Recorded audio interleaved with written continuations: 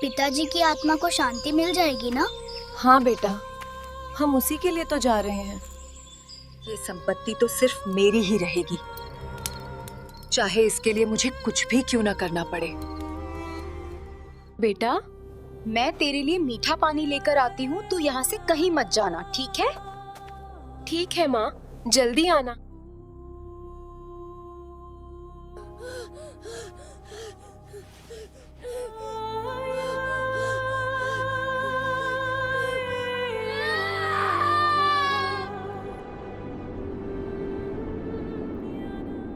क्या आप अपने ही बच्चे को मरने के लिए छोड़ सकते हैं, सिर्फ इसलिए कि वो अलग है? दोस्तों, मां शब्द सुनते ही हमारे मन में त्याग, सुरक्षा और निस्वार्थ प्रेम की एक मूरत उभर आती है। लेकिन क्या हो जब सुरक्षा देने वाले हाथ ही मौत का फंदा बन जाएं? क्या कोई मां इतनी पत्थर दिल हो सकती है कि वह अपने ही मासूम और लाचार बच्चे को एक खौफनाक मौत के मुंह में धकेल दे? यह कहानी सिर्फ एक घटना नहीं है, बल्कि इंसान के लालच और कर्मों के उस भयानक खेल का आईना है जो आपकी रूह को भीतर तक कंपा देगा। हमारे समाज में अक्सर यह देखा जाता है कि कुछ लोग ऐसे भी होते हैं जिनकी आत्मा उनके शरीर से भी ज्यादा छोटी और बहुत ही ज्यादा विकृत होती है। इसी विशाल दुनिया के एक बहुत ही शांत कोने में सूर्या नाम का एक बेहद मासूम और नेक दिल लड़का रहता था।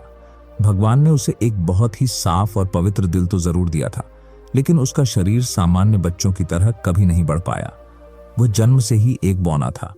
अपने बहुत ही छोटे कद के बावजूद उसकी निश्चल मुस्कान में पूरी दुनिया की सारी खुशियां बसती थीं। लेकिन उसकी किस्मत में एक असली मां का सच्चा प्यार बिल्कुल नहीं था।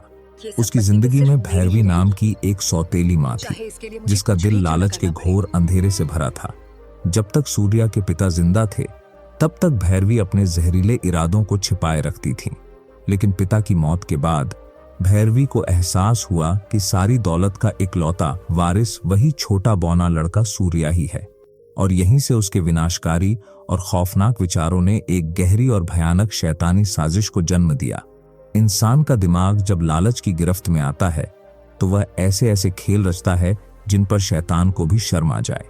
भैरवी ने भी एक ऐसी ही खौफनाक और ठंडी साजिश रची, जिसकी भनक उस मासूम बच्चे को बिल्कुल नहीं थी। रातों रात भैरवी का बर्ताव पूरी तरह से बदल गया। जिस सौतेली मां की आंखों में कल तक नफरत की आग सुलगती थी, आज उसी की बातों में झूठी ममता की चाशनी घुल गई। उसने सूर्या को अपने करीब बुलाया और उसके सिर पर हाथ फेरते हुए एक बहुत ही भयानक झूठ बोला। उसने कहा कि वे दोनों उसके पिता की आत्मा की शांति के लिए महान रेगिस्तान के पार एक बहुत बड़े और पवित्र तीर्थ पर जाएंगे। एक ऐसा बच्चा जो जीवन भर सिर्फ मां के एक प्यार भरे स्पर्श के लिए तरसता रहा हो, उसके लिए यह किसी सपने के सच होने जैसा था। उस लाचार और बौने बच्चे का दिल खुशी से भर उठा। उसने तुरंत अपने छोटे से थैले में अपना थोड़ा सा सामान रख लिया।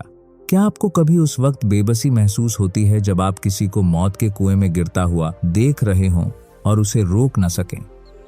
पिताजी की आत्मा को शांति मिल जाएगी ना? हाँ बेटा, हम उसी के लिए तो जा रहे हैं। सूर्या की खुशी देखकर ठीक वैसी ही घुटन महसूस होती है। उसे बिल्कुल भी अंदाजा नहीं था कि जिस मां की उंगली थामकर वह इतने गर्व और भरोसे से चल रहा है, असल में वह मौत का हाथ है जो उसे सीधे श्मशान की ओर खींच कर ले जा रहा है। वह अपनी छोटी छोटी टांगों से अपनी सौतेली मां के कदमों से कदम मिलाने की पूरी कोशिश कर रहा था। उसके चेहरे पर एक अजीब सी शांति और एक मासूम मुस्कान थी, जबकि भैरवी के दिमाग में सिर्फ और सिर्फ उस विशाल दौलत का खौफनाक नक्शा घूम रहा था। वे अपने सुरक्षित और हरे भरे गांव की सीमाओं को पीछे छोड़ते हुए धीरे धीरे आगे बढ़ने लगे। जैसे जैसे वे आगे बढ़े, कुदरत का रंग भी पूरी तरह से बदलने लगा। गांव की वह ठंडी और सुकून देने वाली हवाएं अब आग उगलने वाली लू में तब्दील हो चुकी थीं। वे उस खौफनाक और अंतहीन रेगिस्तान की सीमा में प्रवेश कर चुके थे, जहां दूर दूर तक सिर्फ मौत का सन्नाटा पसरा हुआ था। आसमान से जैसे आग बरस रही थी और पैरों के नीचे की रेत उबलते हुए लोहे की तरह महसूस हो रही थी। हवा के झोंकों के साथ उड़ती हुई रेत चेहरे पर किसी नुकीले कांटे की तरह चुभ रही थी। वहां न तो कोई पेड़ था, न पानी की कोई बूंद, और न ही इंसान का नामो निशान। सिर्फ और सिर्फ एक खौफनाक वीराना जो मुंह बाए खड़ा था उसकी भयानक तपिश में सूर्या का शरीर अब बुरी तरह थकने लगा था। रेगिस्तान का वह हिस्सा जहां मौत भी जाने से कांपती है, अब उनके सामने था। वहां न तो कोई परिंदा था और न ही इंसान की कोई परछाई। दूर दूर तक सिर्फ आग उगलती हुई रेत और सन्नाटा था। यहीं पर भैरवी ने अपनी उस खौफनाक साजिश को अंजाम देने का फैसला किया। उसने एक सूखे, कंटीले और मरे हुए पेड़ के पास गाड़ी रोकी। सूर्या, जिसका छोटा सा शरीर इस भयानक गर्मी से पूरी तरह टूट चुका था, प्यास से तड़प रहा था। उसके होंठ सूख कर फट चुके थे। भैरवी ने बड़ी ही मक्कारी और झूठी ममता से उसके सिर पर हाथ फेरा। उसने सूर्या से कहा कि वह उसी कंटीले पेड़ की छांव में चुपचाप बैठे, जबकि वह पास के ही एक कुएं से उसके लिए मीठा पानी लेकर आती है। सूर्या, जिसकी दुनिया सिर्फ अपनी मां के भरोसे पर टिकी थी, उसने आज्ञाकारी बेटे की तरह सिर हिलाया। वह उस चिलचिलाती धूप में उस पेड़ के नीचे बैठ गया और अपनी मां के लौटने का इंतजार करने लगा। लेकिन भैरवी के इरादे तो कुछ और ही थे। पानी लाने की बात तो सिर्फ एक क्रूर बहाना था। उसने तुरंत अपनी गाड़ी मोड़ी और उस मासूम को वहीं उस तपते हुए नर्क में अकेला छोड़कर पूरी रफ्तार से वहां से निकल गई। सूर्या पहले तो कुछ समझ ही नहीं पाया। उसे लगा शायद मां सच में जल्दी से पानी लाने जा रही है। लेकिन जब गाड़ी दूर होने लगी और उसकी आंखों से ओझल होने लगी, तो उस छोटे से बच्चे के दिल में एक भयानक घबराहट पैदा हुई। अब सच्चाई का वह सबसे ज्यादा खौफनाक मंजर उसके सामने था। उसने अपनी छोटी छोटी और कमजोर टांगों से उस भागती हुई गाड़ी के पीछे दौड़ना शुरू किया। वह जलती हुई रेत उसके पैरों को बुरी तरह से जला रही थी, लेकिन उसे इसकी कोई परवाह नहीं थी। वह बस अपनी मां तक पहुंचना चाहता था। उसके छोटे कदम उस गहरी और खिसकती हुई रेत में बार बार धंस रहे थे।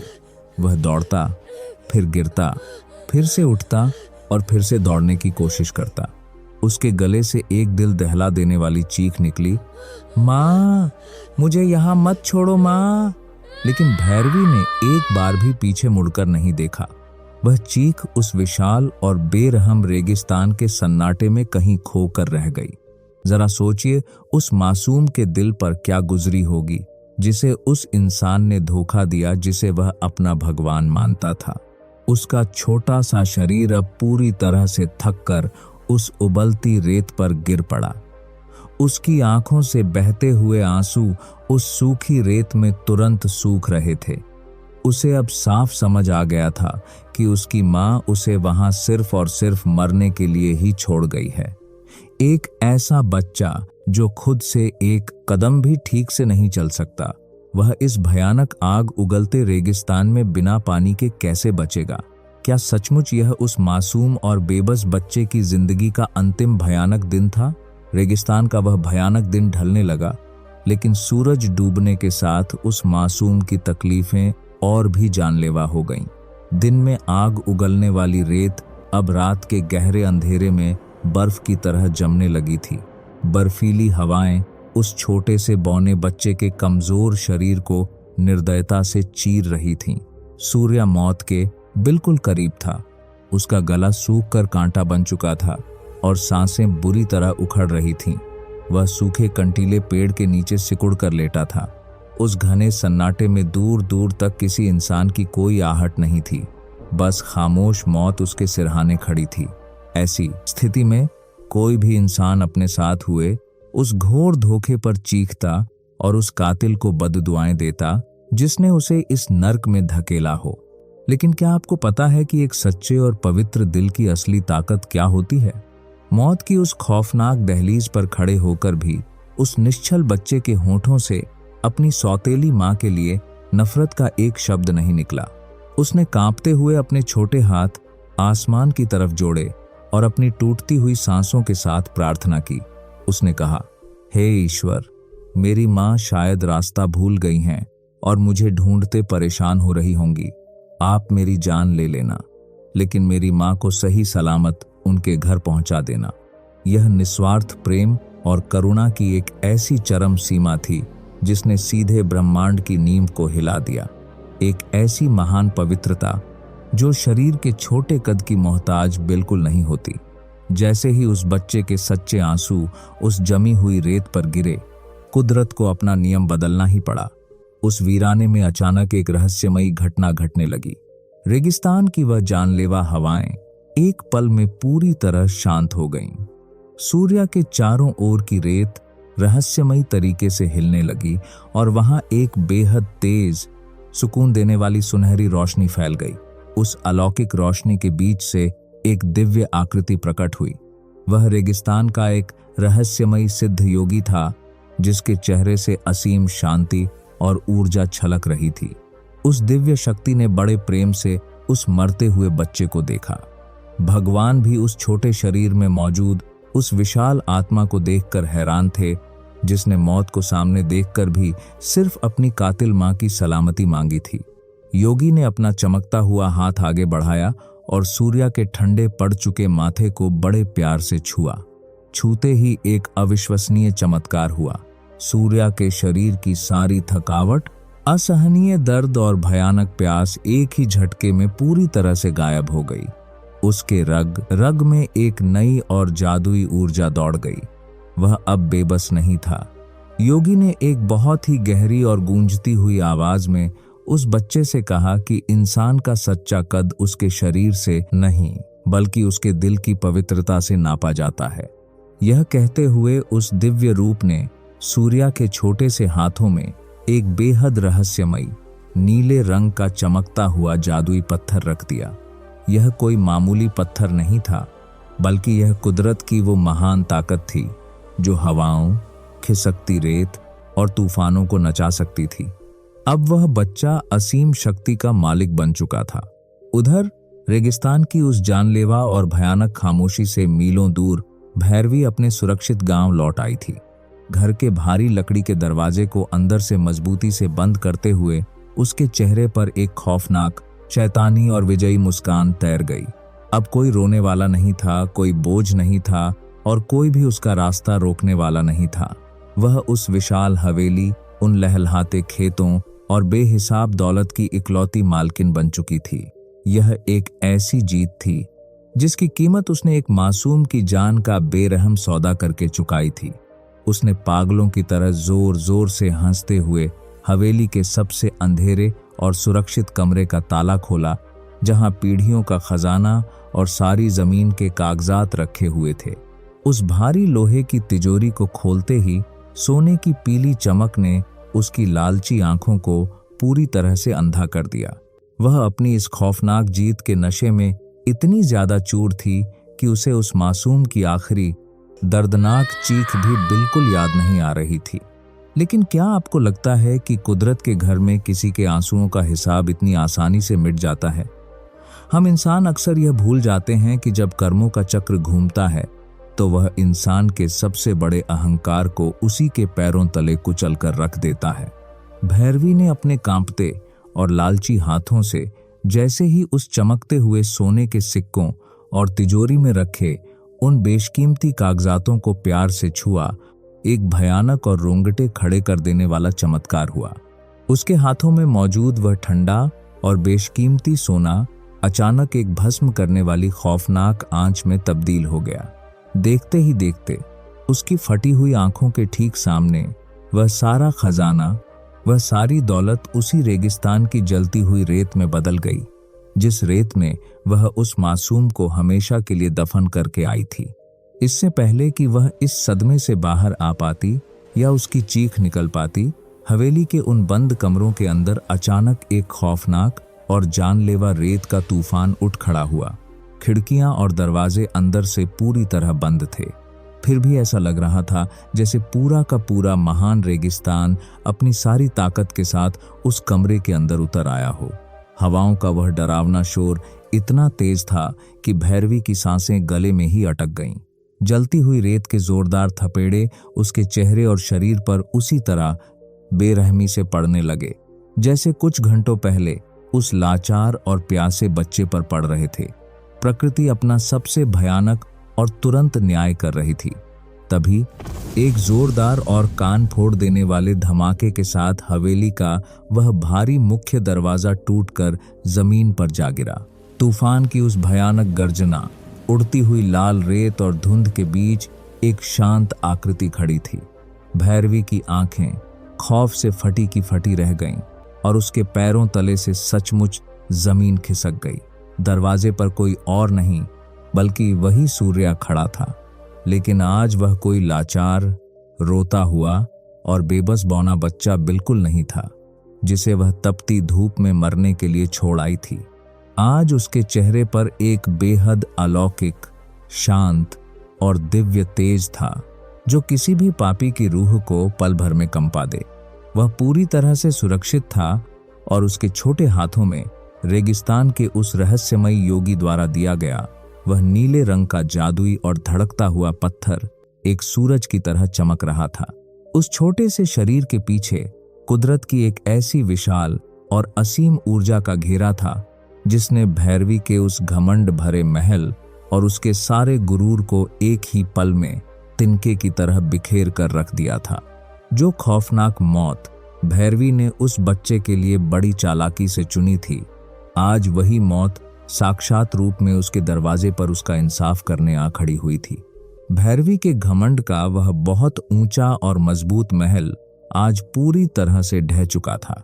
मौत और ईश्वरीय शक्ति का विशाल रूप देखकर उसके पैरों की ताकत जवाब दे गई। वह अपने कांपते हुए घुटनों के बल उसी उड़ती हुई गर्म रेत पर बुरी तरह गिर पड़ी। उसके माथे से पसीने की ठंडी बूंदें लगातार टपकने लगीं और उसकी सांसें गले में ही पूरी तरह अटक गईं।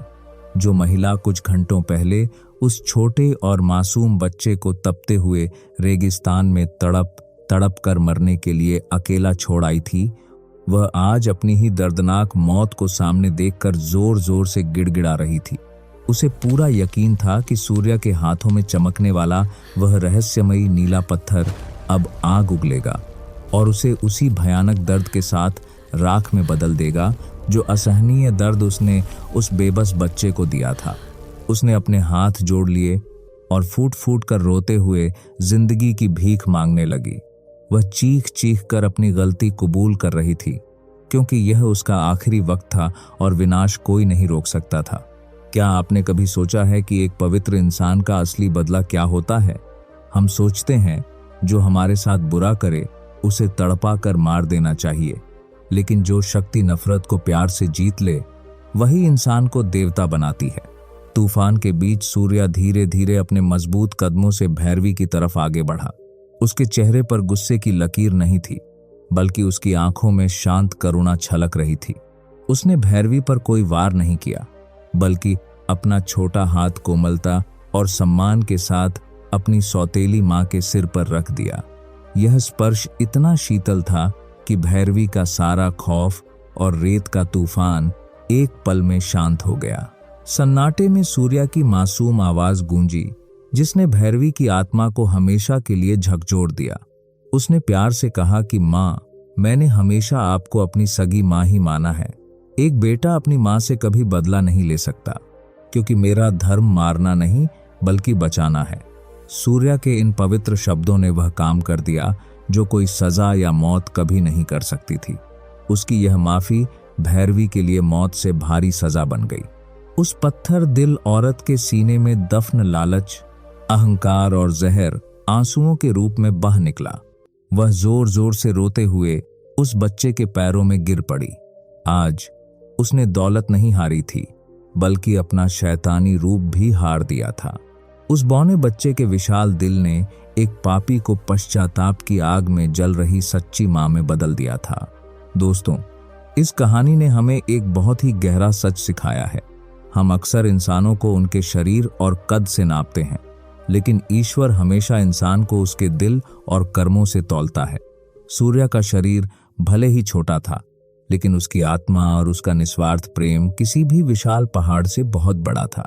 वहीं दूसरी तरफ भैरवी का लालच उसके लिए सबसे बड़ा श्राप बन गया। अब मैं आपसे एक सीधा सवाल पूछता हूं, क्या आपको सच में लगता है कि कर्म का फल इसी जन्म में मिलता है?